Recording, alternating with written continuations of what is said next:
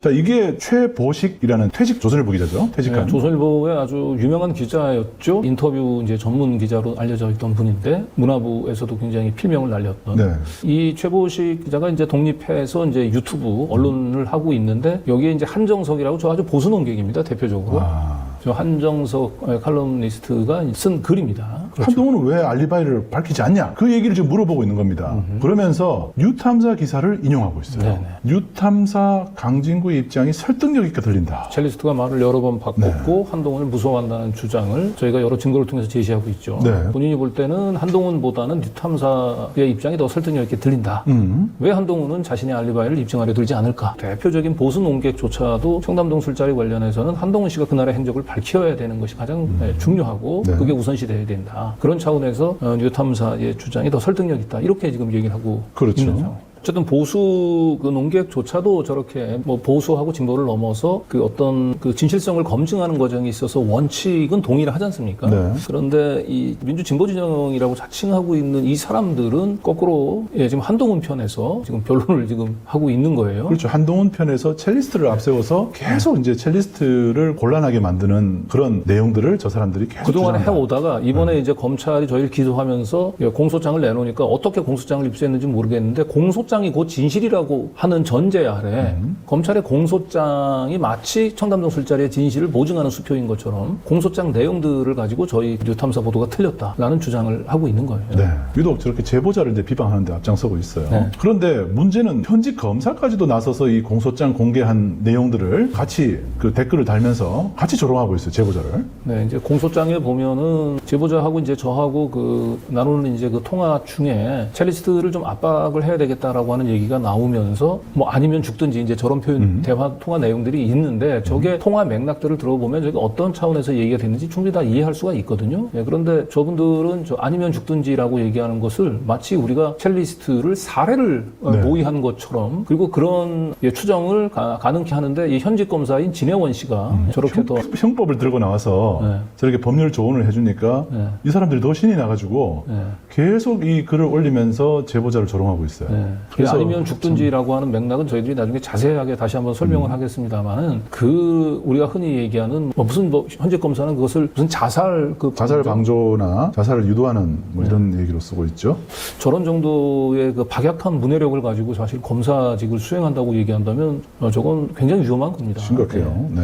공소장이 전부가 아니죠. 그래서 자기가 알리바이를 만든다고 공소장에 있는 그 범죄 일람표 게시가 좀 부적절한 것 같다. 저거는 이제 김용민 씨가 그 공소장에 나타난 여러 개인적인 주고받은 문자 있지 않습니까? 네. 그걸 이제 범죄 일람표라고 작성을 해서 딱 뒤에 이제 별첨으로 붙여놨는데 그거를 게시를 했던 모양이에요. 그걸 게시를 했어요. 그랬더니 이제 진혜원 검사가 그거는 좀 위험해 보인다라고 이제 얘기하니까 이제 김용민 목사가 내렸다라고 얘기를 하고 있는데 전 너무 늦었습니다. 저희가 이미 요거는 증거를 확보해 놓고 있습니다. 그렇죠. 그래서 공소장 유출 부분들에 대해서는 저희가 별도로 이건 법적인 책임을 물을 겁니다. 네. 네. 언론들이 왜 공소장을 공개 안 하는지를 전혀 납득을 못 하고 있는 것 같습니다. 네. 그리고 어쨌든 최근 2, 3일 사이에 이제 이분들이 진혜원 검사까지 특히 가세하면서 이 제보자를 이제 악마화시키고 있는 건 강진구하고 모의를 하면서 심지어 첼리스트를 허위 사실을 얘기하지 않으면 뭐 죽음으로 몰고 갈 수 있는 것처럼까지 압박을 했다 이런 식으로 지금 이제 몰고 가고 있는 건데 이 검찰의 공소장이 보면 상당히 주요한 맥락들이 대부분 다 빠져 있습니다. 거기에 아니면 죽던지라고 해서 죽던지라고 하는 것들이 어떤 뜻인지가 녹취록 전문을 보게 되면 충분히 알 수 있습니다. 충분히 알 수가 있는. 알 수 있는데 저렇게 고의적으로 쓰고 사실은 진혜원 검사가 저렇게 쓴 형법 뭐 무슨 위력에 의한 자살을 할 것 같으면 그걸 범죄 혐의에 적었겠죠. 왜 그걸 적지 않았겠는지를 한번 생각해 보십시오. 결과적으로 첼리스트의 전 남자친구인 제보자가 저한테 제보했던 동기를 저분들은 치정에 의한 복수국으로 지금 몰아가고 있거든요. 그런데 과연 그런 것인지 그걸 반박할 수 있는 통화 녹취 파일은 굉장히 많습니다. 너무 많습니다. 오늘은 이 권지현 기자가 결과적으로 첼리스트로부터 그 청담동 술자리의 진실을 이제 듣게 됩니다. 그래서 한동훈이 무서워서 자기가 진실을 다 얘기하지 못했다라고 하는 얘기를 전해 듣게 됩니다. 그날 이 권지현 기자가 이 취재에 성공하고 난 뒤에 저하고 제보자가 뛸 듯이 기뻐해서 서로 이제 막 그 전화를 이제 주고받는 내용이 나오거든요. 과연 제보자가 치정에 의한 복수국 때문에 저한테 제보를 했다면 그런 저급한 동기라고 얘기한다면 도무지 상상할 수 없는 얘기들이 나옵니다. 첼리스트를 마지막까지 보호하려고 하는 그런 마음을 내는 그런 과정들이 이 녹취에 그대로 드러날 겁니다. 네. 이게 부끄러운 줄 아셔야 돼요. 이제 이런 심성을 가진 제보자를 마치 시정에 의한 복수극으로, 그리고 첼리스트가 만약 자기가 원하는 그런 허위 사실을 얘기하지 않으면 마치 이 자살로 몰고 가려고 강진구하고 그런 굉장히 치졸하면서도 위험한 복무를 했다라고 하는 걸로 범죄자로 몰아가고 있는데, 이 녹취 파일을 들으면서 이 제보자 전 남자친구가 어떤 동기에서 저희한테 그 제보를 하게 됐는지를 한번 직접 느껴보시기 바랍니다. 아니 그것도 그러지만 근데 오늘 중요하게 권지현 기자님이 대통령 술자는 사실이라고 녹취 땄다며요. 그렇대. 대박입니다. 대박이야. 네, 이거를 퍼뜨리면 그러니까 어쨌든 보안은 유지하시고 조금 네, 그럼요. 하여튼 6시간 정도 얘기를 했다니까 많이 들었겠지. 하여튼 녹취를 땄으니까 대박이다. 예, 알겠습니다. 네네. 그래요. 정말 힘들게 천신만고 끝에 그 첼리스트로부터 이제 진실을 전해 들었고 그걸 녹취를 따는데 성공을 했어요. 네. 그런데 이 다음에 참 이 제보자가 어떤 반응을 보이는지를 한번 같이 들어보세요. 네. 기자님 그거 자백한 거 방송 내보내실 거예요? 아니 그거 해놓고 그럼 안 내보내겠어? 진짜 위험해지는데. 아니 그 어쨌든 생각해 봅시다. 그 증거는 확보했으니까. 생각해보는 게 아니라 솔직히 언론에서 내보내는 게 맞죠. 아니 그러니까 나중에 그거는 조금 더 여러 가지 생각해 봐서 우리가 그걸 안 까고 사실은 뭐 그걸 지금 간접적으로 얘기를 하면 오히려 방법은 방법이거든. 안 다치게 오히려 민주당의 보호나 우리 쪽의 보호를 받으면서 자연스럽게 얘기하는 게 사실 제일 좋아요. 물론 그렇긴 하지. 그녀의 입에서. 그래요. 예, 근데 그게 안 되면 언론은 어떻게든 이거 진실을 밝히는 게 맞는 그러니까 거죠. 어쨌든 증거는 확보를 했으니까 이제 이걸 이게 거기서 먹힌 건 아니에요? 아니 이제 모르지 이제 또 왜 증언을 바꿨는지 그럼 이제 진술이 또 바뀌었습니까? 그러니까 그 문제는 조금 더 시간을 가지고 전략적으로 검토를 합시다. 알겠어요. 생각해 보니까 이거 녹취 딴 거를 그냥 내보내면 첼리스트는 그 당시에 권지현 기자가 기자하는 걸 모르고 사실 얘기한 거잖아요. 네. 야 이거 이대로 나가게 되면 첼리스트가 위험해지겠는데라고 하는 생각을 가졌던 겁니다. 사실 지금 저렇게 첼리스트가 이제 계속 그 제보자를 악마화하는 프레임으로 봤을 때는 저런 말을 하는 게 좀 이상할 수도 있어요. 네, 근데 물론 이제 이 전에 상당히 그 첼리스트하고 이 제보자 간에 정말 아주 감정적인 가시돋친 그런 게 있었죠. 언사들이 많이 오고 가죠. 그리고 이 제보자 입장에서는 이 청담동 술자리 보도가 터지고 난 뒤에 굉장히 충격적인 사실들을 많이 알게 됩니다. 더군다나 첼리스트가 자기 어머니한테 막 인사를 드리려고 하고 굉장히 둘이서 정말 너무나 다정했던 네. 화양연화와 같은 그런 시절에 다른 남자하고 불륜을 했다는 사실들을 확인을 하게 됩니다. 그런 것 때문에 너무 화가 나니까 그런 배신감 때문에 이제 감정적으로 이제 많이 이제 힘들어했고 그걸 이제 첼리스트가 전화가 오면 그런 부분들에 대해서 원망도 많이 하고 그런 과정에서 거친 언사들이 오고 갑니다. 그거는 저는 인간이면 다 그런 남녀 간의 관계라고 하는 차원에서 보면 그런 배신감 때문에 그런 거친 언사들이 저는 오고 갈 수는 있거든요. 그건 인지상정이에요. 그런데 막상 이제 첼리스트로부터 이제 그날의 진실을 전해 듣고 난 뒤에는 그런 예전의 미움이나 원망의 감정보다는 뭔가 그런 보호를 해야 된다라고 하는 생각이 더 든 거예요. 이러면 진짜 첼리스트 다칠 수도 있겠다. 시정에 따른 복수심에서 저희한테 제보를 했다고 얘기한다면 외려 이게 녹취가 공개가 돼가지고 첼리스트가 다시 더 공경에 처하고 막 망가지고 이런 것들을 외려 줄여야죠. 그게 목적이었다면. 그러니까요. 그걸 걱정해 줄 이유가 없는 거죠. 그래서 검찰의 공소장이 얼마나 모순 덩어리인지를 저희가 오늘 이 녹취를 통해서 지금 드러내고 있는데 결국 재판에서 다 드러날 거예요. 이 내용이. 오늘 까는 건 극히 일부입니다. 근데 그게 중요한 게 아니라 이제 이게 이 사실이 녹취가 된 거를 얘기했을 거예요. 그렇겠죠. 근데 빨리 이거를 뭐 되게 중요한 녹취잖아요. 네. 이거를 막 분산시키고요. 기자님이 털릴 수 있어요. 건이 분명히 왔다 갔다 하는 녹취예요. 그러니까 털릴 수 그렇지. 있으니까 빨리빨리 분산시키고 네. 그리고 일단은 저랑 권 기자님하고 권 기자님한테 전화가 한번 올 거예요. 네. 왜냐면 따지려고 혹시 녹취했냐고. 근데 어쩔 수 없어요. 어쩔 수 없고 어떻게 저도 지금 굉장히 마음이 아픈데 나라를 위하는 게 더 중요하다고 생각을 하고 권 기자님한테 전화가 오면 저한테 전화 하나 달라고 하세요. 왜냐면 가장 좋은 그림은 어차피 까는 게 제일 나아요. 그렇죠. 그거는 알아요.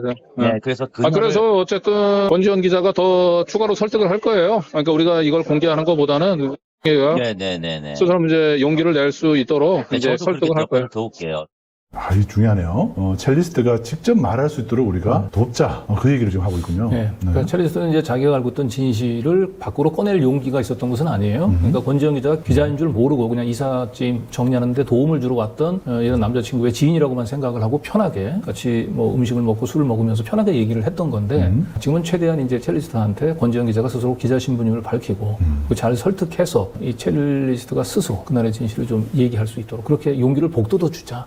그랬더니 이제 옆에서 저도 도울게요. 이제 이렇게 이제 얘기하는 과정입니다. 그렇죠. 그러니까 이게 부끄러운 줄 아셔야 돼요. 이게 무슨 뭐 자살 방조니 뭐니 이런 얘기를 하면서 무슨 살인 방조 이런 얘기까지도 꺼내고 네, 그러는데 저도 이 녹취 처음 들었는데 들어보니까 완전 이건 좀 미담에 가까운 네. 내용 같습니다.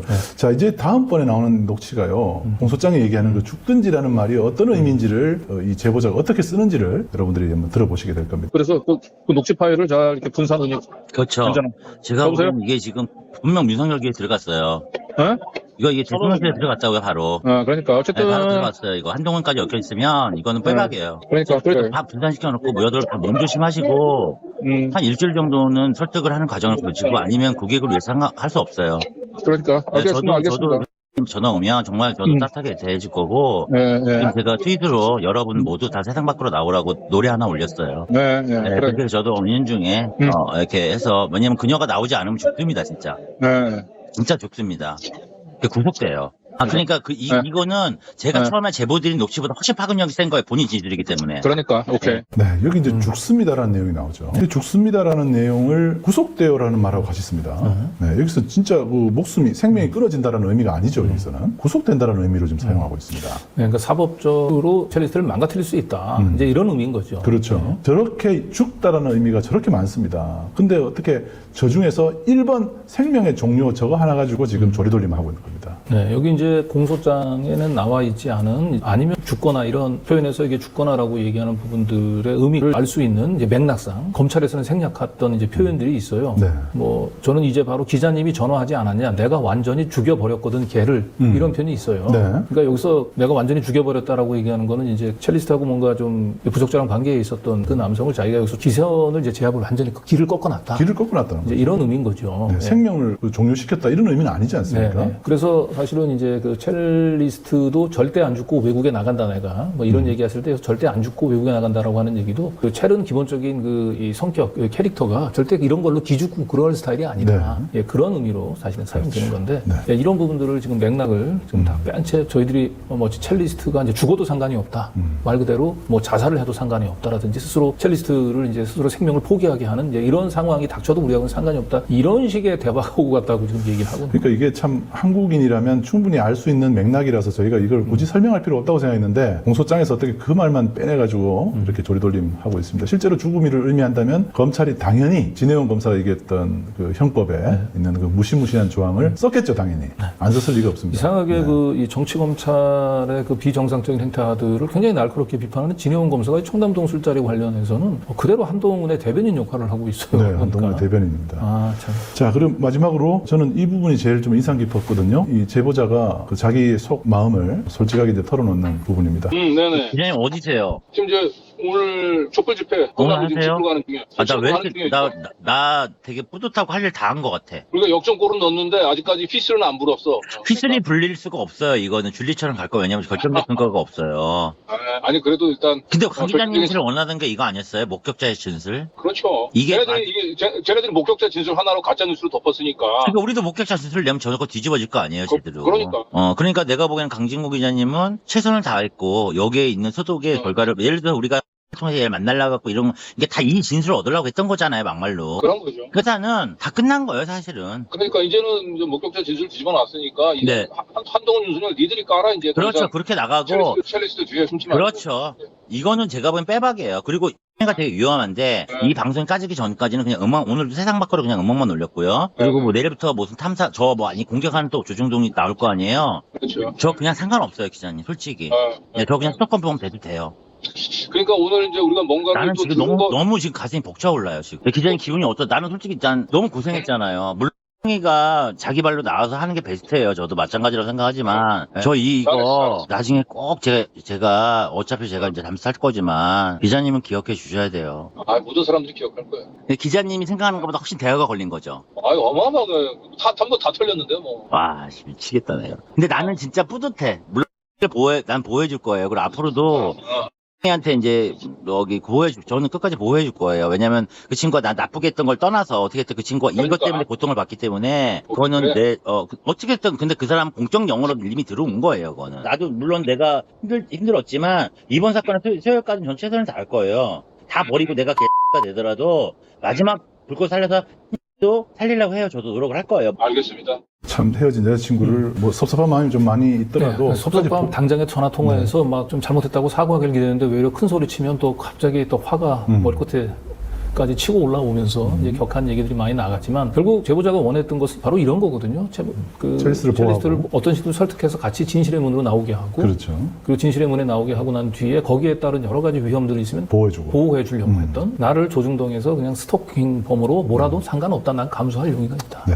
내가 원하는 건 결국 첼리스트를 통해서 그날의 진실을 밝히는 거였고 그래도 사실 저걸로 사실 모든 청담동 술자리는 이제는 제자리가 다 잡혔겠거니 저도 그런 생각을 했었는데 그다음부터. 이 정치검사들은 뭐 폭이란 걸 모르고 결국 저걸 뒤집어서 저한테 구속영장까지 쳤죠. 계속 뭐 동물농장 그리고 여기에 부하와 내동한 일부 그 현직 검사까지 마치 그 없는 사실을 그 허위로 얘기를 하라고 저희가 강요를 하고 그 말을 잘 듣지 않으면 뭐 효용이 필요하면 뭐 자살을 할 수도 있는 그런 극한 상황까지 몰고 가는 걸 공모를 했다라고 저희를 이렇게 악마화시키고 있거든요. 이런 검찰의 공소장은 지금 방금 보여드렸던 이런 녹취 하나만 들어도 그냥 다 탄핵이 될 겁니다. 근데 이런 녹취들이 한두 가지가 아니에요. 그렇죠.